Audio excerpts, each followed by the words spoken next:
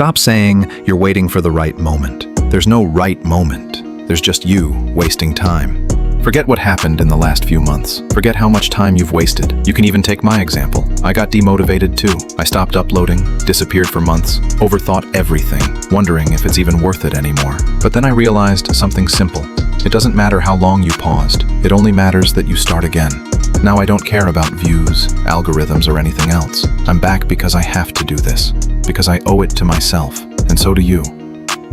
So here's what you do. First, accept where you are without sugarcoating it. You're not behind because life's unfair. You're behind because you stopped doing the hard things. That's it.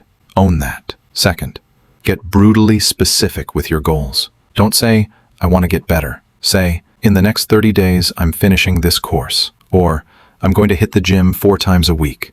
If you can't measure it, it doesn't exist. Fourth, build momentum through consistency, not motivation. Set a 30-minute rule. Every day, spend 30 minutes doing something that moves your life forward. Learning, creating, fixing, building. You'll be shocked how fast things shift. And last, forgive yourself, but don't baby yourself. You messed up? Cool. Learn. But stop making healing an excuse to stay lazy. Action heals faster than overthinking ever will. Look, comebacks aren't made from hype. They're built from discipline, silence, and small daily wins. Because the real flex isn't proving them wrong, it's proving yourself right. You've got less than 60 days before this year ends. Imagine walking into next year already 10 steps ahead, mentally sharper, physically stronger, and hungry again.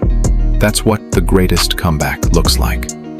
No talk, no drama, just quiet work, and results so loud they can't ignore you.